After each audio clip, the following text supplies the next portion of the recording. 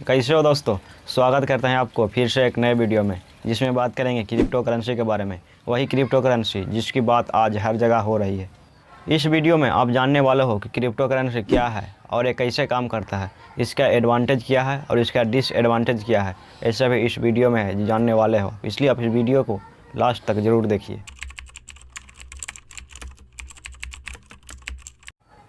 Crypto currency payment का एक digital तरीका है जो डिसेंट्रलाइज है। डिसेंट्रलाइज का यहाँ पर मतलब है कि इसके ऊपर कोई भी सेंटर नहीं है और इसे कोई भी अथॉरिटी है जो कंट्रोल नहीं कर सकती है, या किसी भी गवर्नमेंट है जो इसको कंट्रोल नहीं कर सकती है।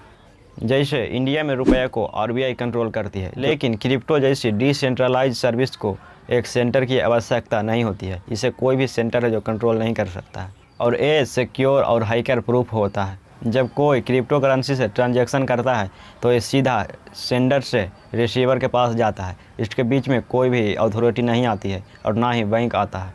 लेकिन अगर आप किसी बैंक से या किसी और ऑनलाइन पेमेंट के माध्यम से ट्रांजैक्शन करते हैं तो उसके बीच में है जो बैंक आ जाएगा। लेकिन क्रिप्टो करेंसी में ऐसा नहीं है। क्रिप्टो करेंसी में सीधा सेंडर से रिसीवर के पास में जाएगा और इसके बीच में कोई भी है जो बैंक है या किसी भी थर्ड पार्टी है या किसी भी अथॉरिटी है जो नहीं आ सकती है, जो क्रिप्टो करेंसी को सबसे अलग बनाती है।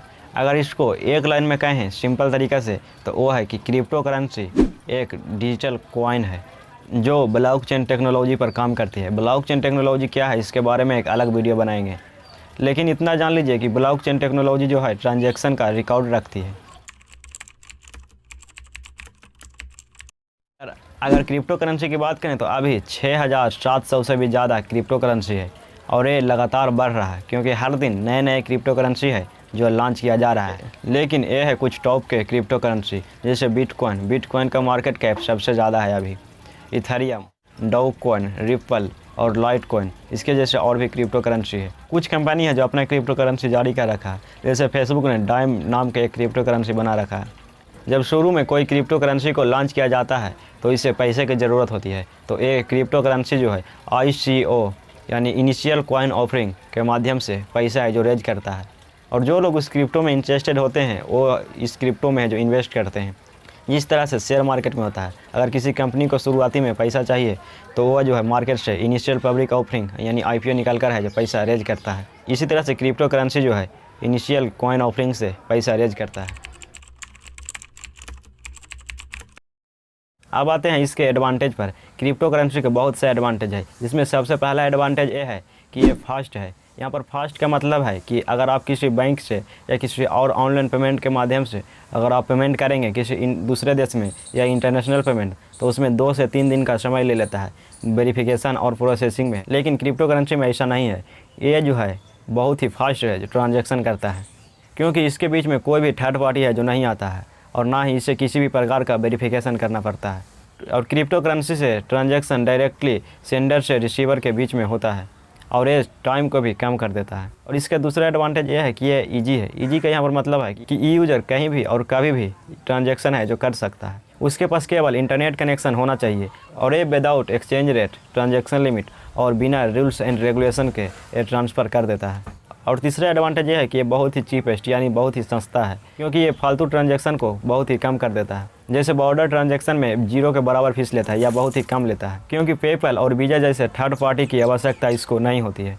Fourth, secure and private. Crypto currency के लिए प्राइवेसी और सिक्योरिटी जो है बहुत ही प्रमुख चिंता रही है, इसलिए क्रिप्टो करेंसी बहुत ही सिक्योर तरह से बनाया गया है और ये जो है ब्लॉकचेन पर बनाया गया है, जिसे डिकोड करना बहुत ही मुश्किल है। पाँचवा है कि प्रोटेक्टेड फ्रॉम इन्फ्लेशन। ये महंगाई से प्रोटेक्टेड है, क्योंकि लॉन्च के समय हर क्रिप्टो करेंसी एक निश्चित राशि में लॉन्च की जाती है, एक फिक्स्ड अमाउंट में लॉन्च किया जाता है। जैसे पूरी दुनिया में बिटकॉइन 21 मिलियन ही है, इसलिए जैसे जैसे महंगाई बढ़ेगी इसका प्राइस भी है जो बढ़ेगा, जो मार्केट के साथ बना रहेगा और ये लंबे समय तक महंगाई को रोकेगा। लेकिन सेंट्रलाइज करेंसी में ऐसा नहीं है। आरबीआई चाहे तो रुपया का वैल्यू है जो बढ़ा सकता है या फिर घटा सकता है, जिससे कि महंगाई पर है जो बहुत ही प्रभाव पड़ेगा।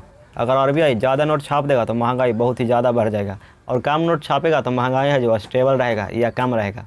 लेकिन बिटकॉइन जैसी और भी क्रिप्टो करेंसी में ऐसा नहीं है, क्योंकि बिटकॉइन जो है 21 मिलियन है, तो इसे ना ही घटा सकते हैं और ना ही बढ़ा सकते हैं। तो यह क्रिप्टो करेंसी के कुछ एडवांटेज कि ये फास्ट है, चीप है, सिक्योर है और प्राइवेट है और ये महंगाई से प्रोटेक्टेड है। लेकिन जहाँ पर एडवांटेज रहेगा वहाँ पर डिसएडवांटेज भी ज़रूर होना है। इसी तरह से क्रिप्टो करेंसी में भी डिसएडवांटेज है, इसके बारे में बात करते हैं।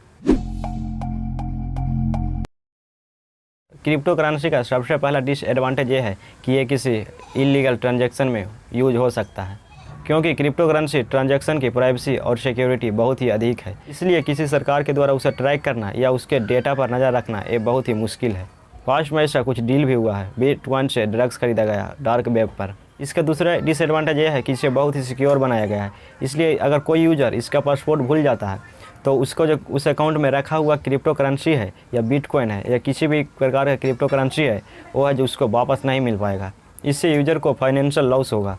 तीसरा है कि यह डिसेंट्रलाइज है, लेकिन कुछ ऑर्गेनाइजेशन या कुछ लोगों के द्वारा ये इन्फ्लुएंस हो सकता है। जो इसका क्रिएटर है या जिसके पास इसका ज़्यादा शेयर है वो इसे कंट्रोल कर सकते हैं, क्योंकि उनको बेचने या ख़रीदने से इस पर बहुत ही बड़ा बदलाव आएगा। इसका एक एग्जांपल है इलॉन मस्क। क्रिप्टो करेंसी में एक बहुत ही बड़ा डिसएडवांटेज है कि नो रिफंड और नो कैंसिल पॉलिसी है। अगर गलती से किसी दूसरे के अकाउंट में कॉइन ट्रांसफ़र हो जाता है तो वो वापस नहीं आ सकता है, लेकिन बैंक में है जो ऐसा हो सकता है कि वापस आ सकता है। और क्रिप्टो करेंसी से ख़रीदा हुआ प्रोडक्ट या सेवा कैंसिल नहीं हो सकता है। इन्वायरमेंट पर भी इफेक्ट पड़ता है, क्योंकि इसे बहुत ही अधिक ऊर्जा की ज़रूरत होती है। इतना जानने के बाद आपके दिमाग में एक सवाल आ रहा होगा कि क्या क्रिप्टो करेंसी इंडिया में लीगल है? इसका जवाब है कि क्रिप्टो करेंसी के ऊपर भारत में अभी कोई भी लॉ नहीं बना है, और इंडिया में क्रिप्टो करेंसी के ऊपर कोई भी लॉ है जो एग्जिस्ट नहीं करता है अभी तक। सरकार इस पर बहुत ही जल्द फैसला लेने वाली है। चाइना जैसे देश में क्रिप्टो करेंसी को बैन कर दिया गया है। इंडिया से भी बहुत से लोग हैं जो क्रिप्टो करेंसी में इन्वेस्ट कर रहे हैं। अगर आपका भी क्रिप्टो करेंसी से रिलेटेड कोई सवाल है तो आप नीचे कमेंट कर सकते हैं। अगर आपको क्रिप्टो करेंसी के बारे में समझा पाए हैं तो आप इस वीडियो को शेयर कर सकते हैं।